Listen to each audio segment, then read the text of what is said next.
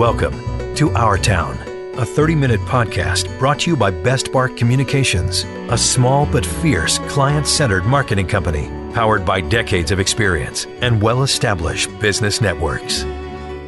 This is Andy Ockershausen. This is Our Town, and we have the pleasure today of a conversation with a man that's very important to our town and to our legal profession, but more important to that, to the sports world, and that's Mark Tuohey, who shall remain Mark Tuohey. Mark, welcome to Our Town. Andy, pleasure to be here. Always good to be with you and Janice.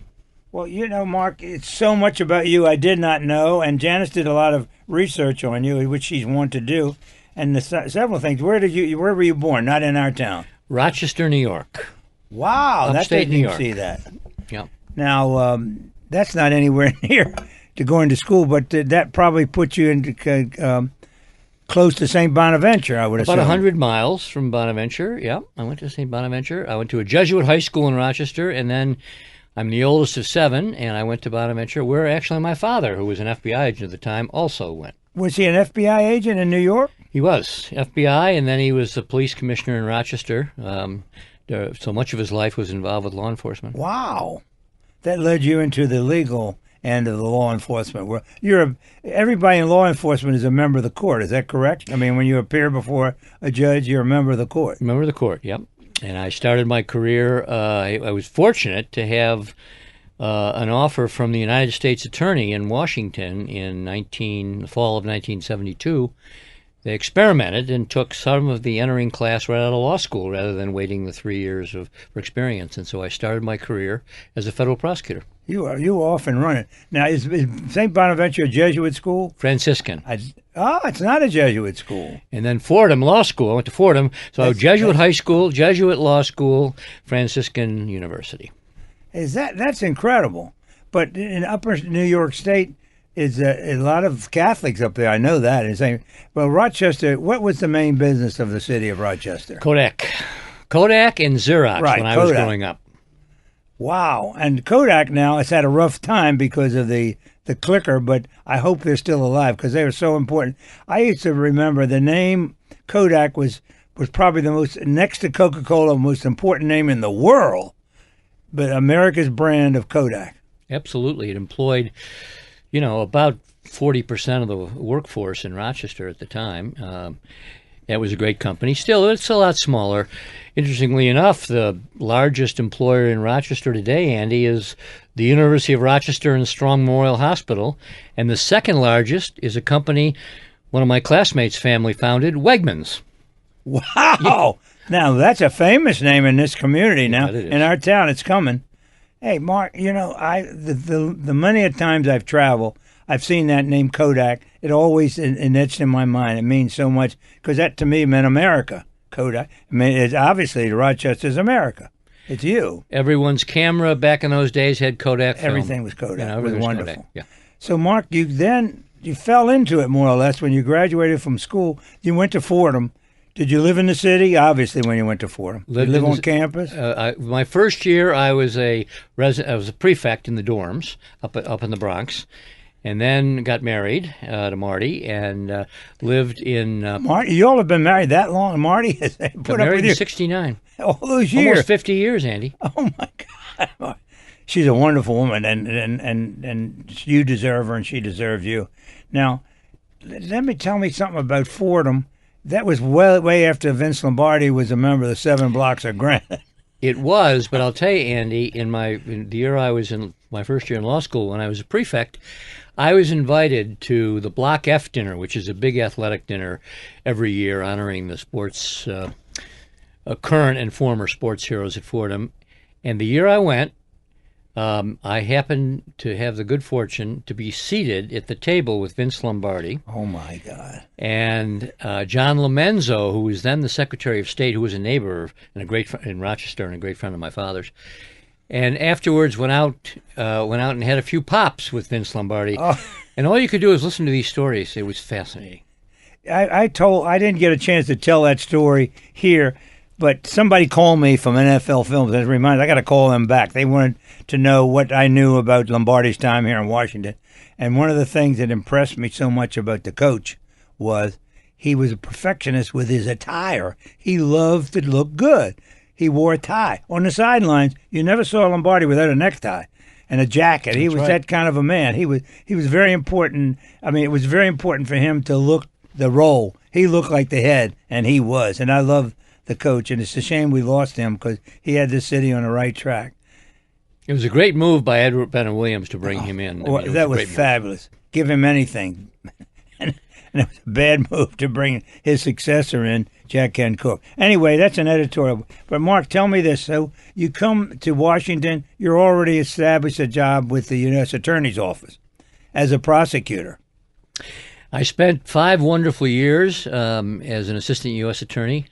And after a case I know you're going to talk about, the Hanafi case, I was called by Judge Bell, then the Attorney General, Judge Griffin Bell, to come over to Main Justice. Jimmy Carter's guy, right? Jimmy Carter's guy, and I went over and spent about 18 months as a special counsel to Judge Bell and his successor, Ben Civiletti, and tried a few high-profile cases before I went into private practice. Right for the Attorney General, for the AG. Yep. Yeah, whatever happened to Civiletti? I remember that name so well. Civiletti succeeded Judge Bell. Ben did. He was a great attorney general. He had been a great trial lawyer in his own right. And he returned to his firm, Venable, the Baltimore firm that put his name in the firm.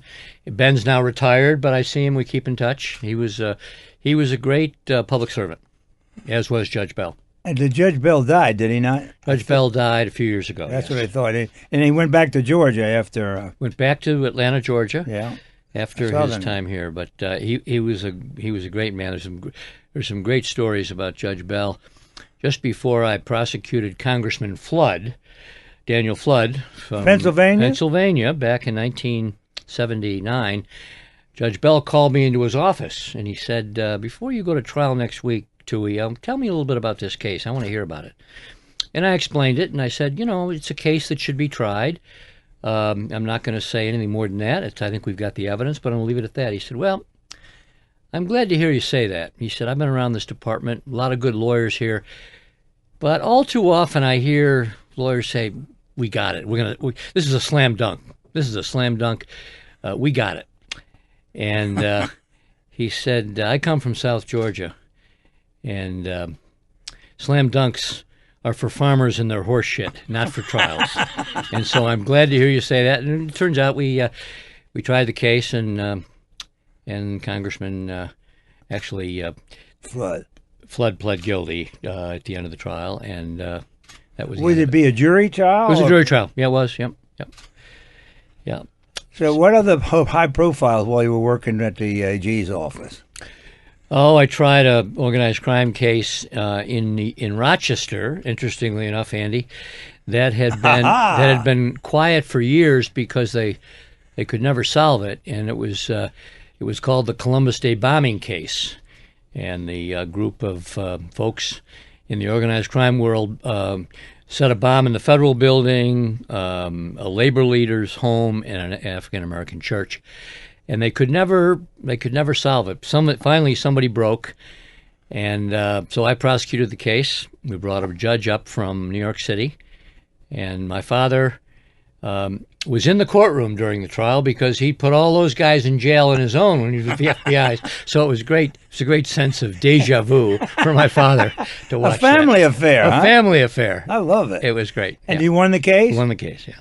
Man, that was big then. That was high profile for New York, correct? Yep. For Rochester. Yeah, it was. It was. And was Bell then the Attorney General then? Judge Bell was the Attorney General, yeah. And who succeeded him? Civiletti. Civiletti, right. And then I left in late 79. About the summer of 79, I left and went into private practice.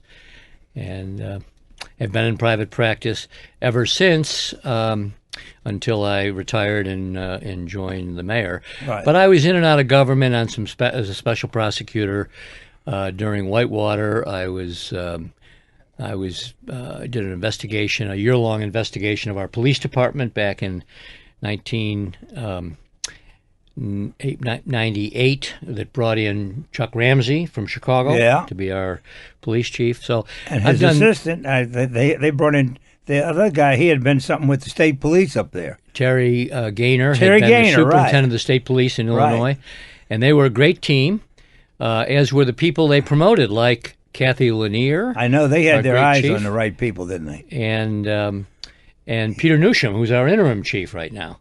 Well, they had a tough job because they inherited all these bad officers.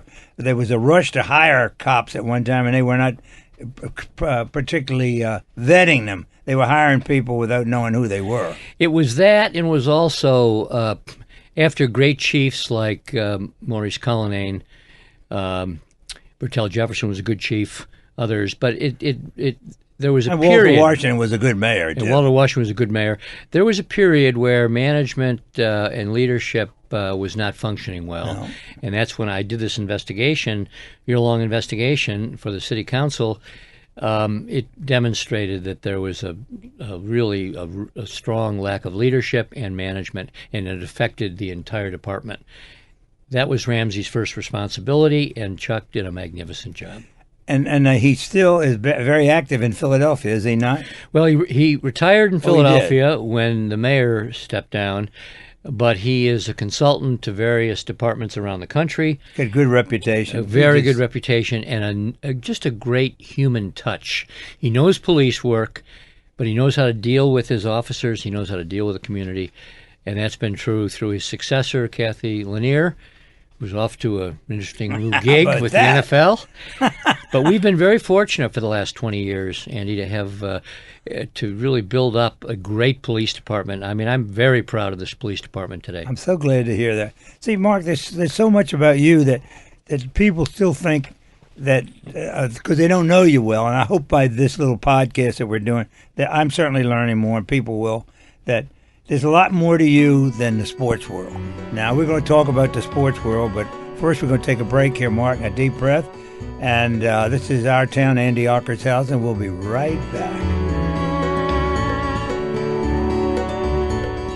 This is Andy Ockershausen talking to Tommy Giacomo and bragging about his restaurant, The Palm. Hi, I'm Tommy Giacomo. Why don't you come down and see me at The Palm Restaurant? I've been there for 43 years. We have great steaks, great lobsters, great food. Caricatures on the wall. It's just a fun place to eat and drink. We're located at 19th and N, just below DuPont Circle. For reservations, call 202-293-9091. That's 202-293-9091. www.thepalm.com.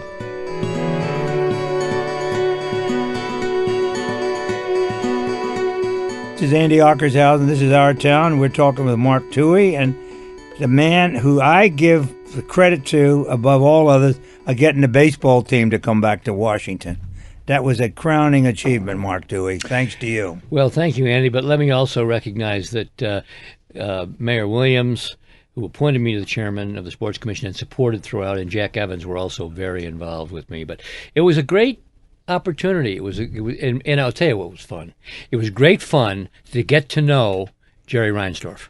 I bet it was. He was the guy that made the recommendation to the commissioner. Well, Reinsdorf is very powerful. One time, I forget how many years ago, must have been like 1987, Bob Pincus and I and a group invited Jerry Reinsdorf to come back to Washington. He went to school with George Washington. We didn't know that. Yes, he did. He came back, and it was astounded what has happened to this little city that he went to school in. So Reinsdorf was so important in baseball. Close to everybody. He was the most, and I think still is, the most respected owner of a sports team in sports. And, of course, he has two of them, as you know. He's got the White Sox and he's got the Chicago Bulls. Oh, the Bulls. That's not a bad combination. Not a bad combination. And then so Jerry was helpful to you, but you led the pack. Listen, I lived through it, Mark. I know what you did, and I know how important it is. And, a lot of people contributed. It wasn't a one-man job. I know that. But knowing the right people in baseball was important, I remember a statement many years ago was told to me. Bowie Kuhn, who you knew as commissioner, said if Washington gets a team, it's going to go to somebody like Lerner, a family. Mm-hmm. And he was right. And this happened with you. Well, that's right. We had to make the case to Jerry Reinsdorf and the other members of the selection committee that we had the economic will, the support of the region, not just the voters in D.C., the region. Our town. All of it.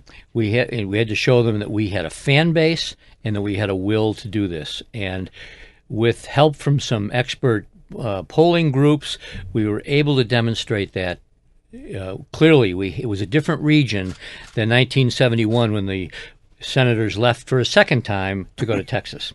And we made the case, and Reinsdorf made the argument and made the decision of his committee to persuade the commissioner, who was heavily lobbied by Peter Angelos in Baltimore, not to put a team in Washington. Right.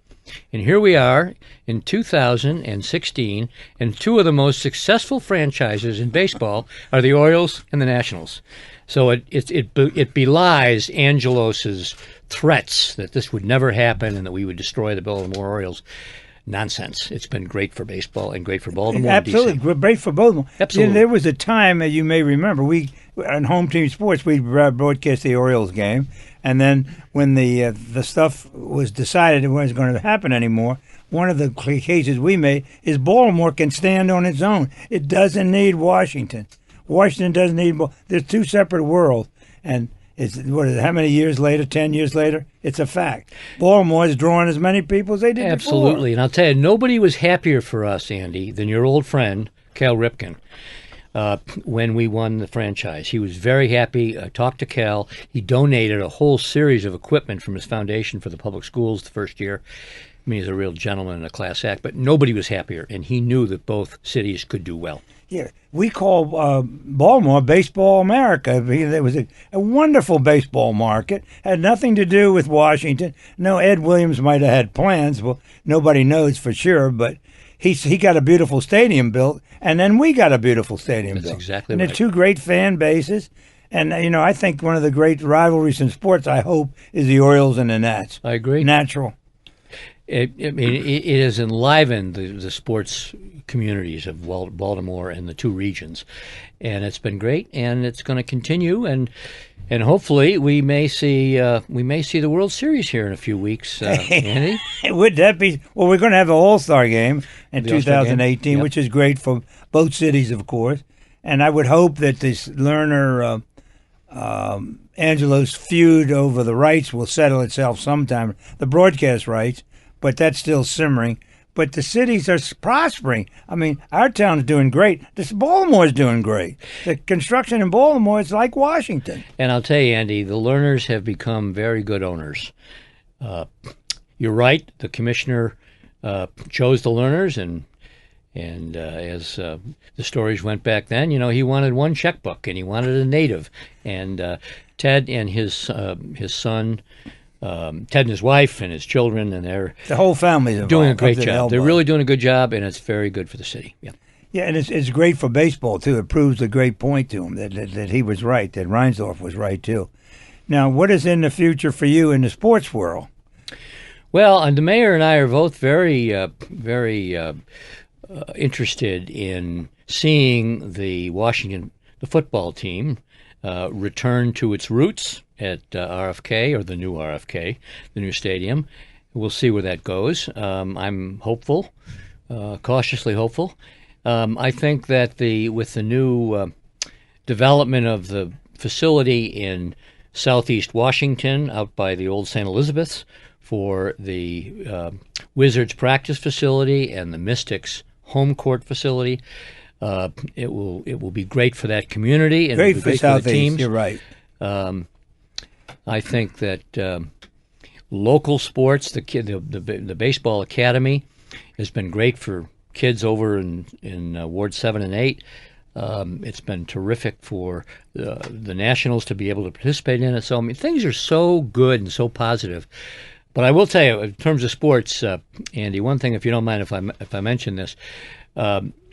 It's your show. My three boys. Oh, wow. I want to hear about the family. Brendan. We haven't gotten to that. Hear about Marty, too, but go ahead. Well, Brendan and Sean and Devin all played basketball at Gonzaga. Are they Irish names? They're Irish names.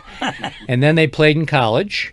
Well, one of them went to Colgate, correct? Two went to Colgate. Oh, and one to Fordham. And one went to Lehigh, and then finished up at Catholic U. But the boys started a program when they were playing ball and coaching in Ireland and Northern Ireland in the late 90s, started a program in Belfast, recognizing the divide between the Catholic and Protestant Irish kids.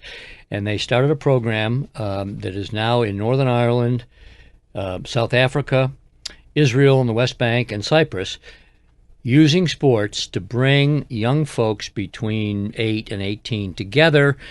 The notion being, if you learn to play together, you can learn to live together.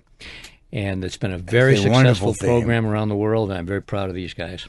I'll bet you are, Mark. That's quite an endeavor around the world. I taught them how to fake left and go right, and they took it from there. Fordham, all the kids. You know, we had a whole group of about 5 or 6 men that worked in the broadcast business. Were all from Fordham way back in the 50s. And one of my very dear friends was named Bill Malone, and he died in an automobile accident. But Dean Luce, he was related to the Luce family. They were all Fordham grads, and the whole group of them came down here. And I always had a soft spot for Fordham, for these great guys. But for your sons, I think that's incredible. You got to be so proud, Mark. I'm very proud of them, and of course, much of the credit goes to their mother, who you know. Marty is a wonderful woman. Marty's great. She's been great. How many years? You're 69. Almost. It'll be 50 years, and it's 48 years. 2 years, 48 years. Yeah. Mark. That's great. Now, how about your political career? You were going to run for office at one time. We were all getting excited, saying we're going to have our man. We're going to get him elected. And then you didn't do it. Well, what happened in the last election, there was a candidate who had announced for Attorney General, who was involved in the decision to have an independent Attorney General. And he was running, and I got a call from a number of people, including some judges who I know well, and they said, "You've got to think about doing this." Right. And I said I would consider it. This was a new job. I mean, a new office, job. Correct? Yep. Never had one before. Well, as it turned out, I found out that my old friend Carl Racine was interested, and when I found that, I called him and verified that, and I said, "You're a lot younger than I am, Carl. You run for it, and I will support you." And not long after, Mayor Bowser, before she was inaugurated, talked to me about, I said to her that I could, as a former president of the bar, I could bring together a lot of lawyers to help her, whatever she needed. And she said, "Well, I have other thoughts, and I want you to come in to a new job as the director of the Mayor's Office of Legal Counsel." So I've been there for 2 years.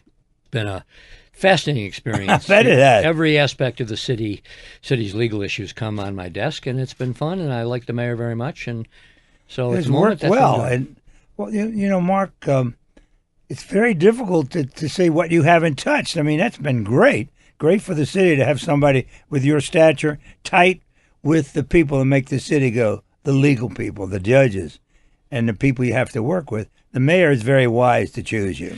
Well, you're nice to say that, but really the one disappointment I have is I went to Frank Robinson the first week of spring training when I took Mayor Williams down to Florida. They were playing the Orioles, actually.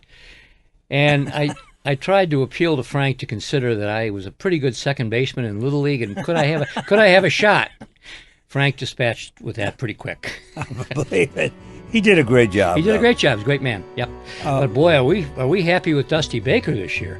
Well, you know, he's been a godsend in a lot of ways. When we come back, we're going to talk about the ball club and the neighbor, and talk about you some more. And this is Our Town. It's Andy Ockershausen and Mark Tuohey.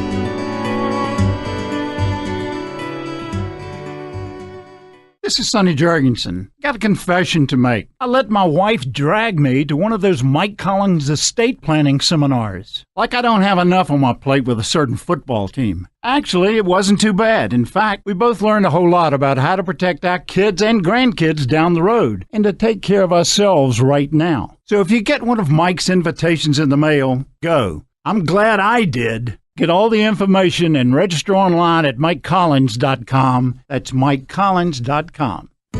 You're listening to Our Town with Andy Ockershausen. Brought to you by Best Bark Communications. We're talking with Mark Tuohey. I have neglected to say this, Mark, but I'm going to read it for you. Past president of the D.C. Bar, former chair of the D.C. Sports and Entertainment Commission, former front runner for U.S. Ambassador to Ireland. I knew that. Washingtonian of the Year, 2005.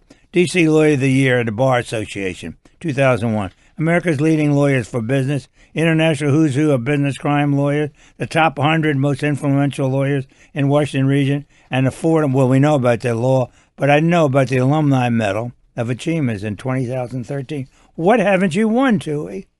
Well, as I told you, that spot on second base, which I had hopes for, unrealistic hopes. No, and you can't hit a curveball. We knew that. I've been very fortunate in my life because of the support of my family, and I like people. I like to engage with people, much like my father did. Oh yeah, hey. Much like my father and my grandfather, who was a great hurler in Ireland. Wow! And was one of the. He and my grandmother were both from County Tipperary. Were two of the most important people in my life growing up in Rochester. But I've been very fortunate with family and friends, and I think that our mission in life as people is to serve others. Mark, good luck follows speed, and you speedily worked your way up and did all these jobs, and that's what made you so effective. You have a great background. You know a lot of things about a lot of people, and that makes you a human being as a trial lawyer too, because there are always two sides to a story. Absolutely. Oh, yeah, some of the great experiences of my life were, especially as an assistant U.S. attorney, but throughout my career, trying cases in federal courts around the country. There's nothing like it. And as I turned 70, in fact, you and Janice were at the party, I realized that those days are in the rearview mirror. Yeah, but they've made you what you are. You're a happy man. You have a happy life. Yes, I do. I'm very fulfilled. It's very, very successful, and you can look back on those years and learn from it. And people, I hope you're using that talent to help other people. I know you are. I know you've been great for the mayor. She's a great gal and is doing a wonderful job for our town, and you've been a big part of it, helping her. It's a pleasure to work with her. The mayor brings to the table great common sense and a nice feel for people, and that's why she's been and will continue to be successful. Well, and so have you, and you've helped her a lot. Now, what have you got on the agenda for the soccer stadium? I didn't ask you about that. Soccer stadium is going to be a big hit when it's completed in a couple of years. We're underway, and the infrastructure is begun. I think that most importantly, next to the sports benefits, will be the improvement and the development of the neighborhoods around the baseball stadium and the soccer stadium. The southeast and southwest quarters along the river are rejuvenated, and it's wonderful for the city. Our town is just absolutely, I can't tell you as many times as we drive down the southwest freeway, every time we go, there's another high rise. It's just been so great for Southwest, and the learners are a big part of that. They're a big part of it, but the person I give the most credit to on that is Mayor Williams. I mean, he and I talked at length about various sites, and the mayor was very committed to seeing an area of the city, like happened with the Verizon Center and up 7th and 6th and 5th up into Shaw, happen in Southeast, and that's exactly what's happening now. It's the Navy Yard. Restaurants. The wharf, everything around the ballpark. It's just been wonderful. It's going to be a great place to live again. I'm waiting, Andy, and I've told this to people, I'm waiting for the day, in a few years, not too long, when my grandchildren and I will jump on a ferry in Georgetown, take it down to the stadium, and before we go into the stadium on a Saturday afternoon game, we're going to change into our bathing suits, dive into the Anacostia, swim, and have lunch. That's what I'm looking forward to. It's going to happen. It's going to happen. Inevitable. There was a time, and I got pictures of my family picture of swimming in the tidal basin when the river was clean. And they had a beach down there. You could go out on the beach and go in. Oh, yeah. And then our city degenerated, our town degenerated. It got into chemicals. They got away from the fact you got to keep it pure for the future generations. Well, I can tell you, as the mayor's counsel, I'm very much involved in the environmental cleanup plan for the Anacostia River. It's going to happen. And it has to. It's going to happen. Such a great thing. Yes. And the cleanup begins way up in our town, up in Bladensburg, yeah, it starts up there. Matter of fact, there's a marina up there in Bladensburg that's been there for years. Now, Mark, what do you see about the blighted area over Benning Road over in there, Minnesota Avenue. Is that on somebody's wish list to clean it up? Well, a couple of things. Yes, the answer is yes. The deputy mayor for economic development's office and the deputy mayor for Greater Southeast Washington's dance card as well involve the renewal of many of those neighborhoods, the mayor's commitment to end homelessness and to have affordable housing working on that, I know. in the next few years. All of this is going to change. I mean, the same way, if you drive across the 11th Street Bridge, heading up toward the chair on Martin Luther King, you got the Thurgood Curtis Marshall Brothers School. Furniture. You remember that well growing up. Absolutely. That neighborhood's changing. Capitol Heights above St. Elizabeth is changing. The city is in a dramatic move forward across the 7 or 8 wards. And I know the southeast section. I know what's happened over there. Matter of fact, WML, we did a remote and put Hardin and Weaver up on that chair and did a broadcast from that on a Saturday morning. With the Curtis brothers, we knew them family very well. That was an old Washington, our town group, the Curtises.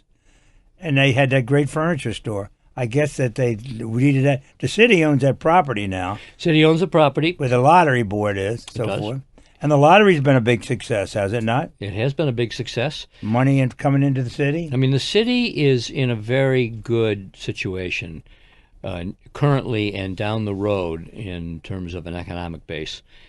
And, that was one of the arguments that we had to deal with, Andy, in the ballpark, in the baseball team solicitation. We had to demonstrate that you had a real strong economic base with money coming in to pay off these bonds from Virginia and Maryland residents that otherwise wouldn't be available. And it's working so well, the stadium's going to be paid off 8 or 10 years ahead of schedule. It's been a godsend for Southeast, too, and everything the learners have done to keep it alive, and everything you have done, Mark Tuohey. Now, but let's get back to the Redskins, which is still, it's Washington's town. I mean, it's Washington's name. We love the Redskins in the city of Washington. Our town loves it. They're out in where Raljon or someplace now, and they're talking to the mayor or the governor wants them in Virginia, but they really should be in the town. Now, how do we reconcile these two just very strong people have different ideas of what they want to do? But the Redskins belong in our town. The Redskins belong in our town. Former Redskins feel very strongly. The fans largely feel strongly that the stadium should be built at the RFK site, and so we've outreached to the ownership of the team, and our hope is there's a good 10 years. Oh yeah, this is not tomorrow. So we hope that things can work out, and that we'll have an arrangement with the owner that reflects the will of the people. The will of the people is they want the team here. Absolutely. And, Terry McAuliffe is selling Northern Virginia, which is his job. I understand that. But we don't need a stadium in Ashburn or someplace. They can't. There's no place. There was a time, and I was privy to this, where we took Till Hazel to meet with Jack Kent Cook, and they looked at a site in Arlington when they were talking about it for baseball. And they were going to put it together. And then they went out further and found something off a railroad, said, could we put a football stadium here? Well, they could have done it, but that went down the drain. But there's no more places for a football stadium anywhere close except in our town. Well, that's right. And we had a similar situation in baseball where at the last minute before when the relocation committee under Jerry Reinsdorf was prepared to make a recommendation to the commissioner, the good folks in Virginia, under I guess it was Gabe Paul's committee, did come up with a site at the last minute and some money for a site out near Sterling. But fortunately for us, our position was vindicated by the determination of Mr. Reinsdorf that was not a Washington team out there. It would take you an hour and a half to get there. Well, any place they put a football stadium in Northern Virginia, the same thing's going to happen. Sterling was a disaster to put a stadium out there. I think that Raljon has been somewhat of it. People go to it, but everybody complains about the stadium. I have never heard anybody not complain about the location or the drive or the parking. They all complain. RFK has the best tri-state access of any place for a football stadium. Virginia, Maryland, D.C., the fans want it there. They're used to it for years. That's where it belongs. And you could come by boat again, Mark. We got to have a dock that's outside. That's right. I could even take the swim. You could have a duopoly there. You could stop and do baseball on the day game and go down and go to football night game, or just the opposite. Well, Mark, this has been so delightful. We've learned so much from you, and what you have done for the city and our town has been incredible. And you got to keep doing it. Well, I will. And you're not going to prosecute anymore, are you? No, not that. Those days are over. But I'm going to continue as you are continuing to serve our city and Janice. And I thank you for giving me the opportunity to spend some time with you. And WMAL is an old stamping ground for me, so I'm nice to be back. They were the good old days, but we keep saying the good old days are now. We're having a great time. I know you are. And keep doing it, Mark. We need you, and the mayor needs you, and we're keeping our town alive. And I hope that you'll get a chance to listen to some of their programming, your own iPod. That's a bud. Your children, you find a 10-year-old, you can find out anything you want to know about. Isn't that the truth? Don't ask any adults. Ask little kids. They know everything. But, Mark, this has been so delightful. This has been Our Town with our special guest, Mark Tuohey. He's not special. He's family. Mark Tuohey's one of us. And thank you again, Mark. And keep doing whatever you're doing. We love it. My pleasure. Thank you both. You've been listening to Our Town Season 1 with your host, Andy Ockershausen. New Our Town podcast episodes are released each Tuesday and Thursday. We welcome your comments and suggestions on how you like the show or who you'd like to hear from next. Catch us on Facebook at Our Town DC or visit our website at OurTownDC.com. Our special thanks to WMAL Radio in Washington, D.C. for hosting our podcasts.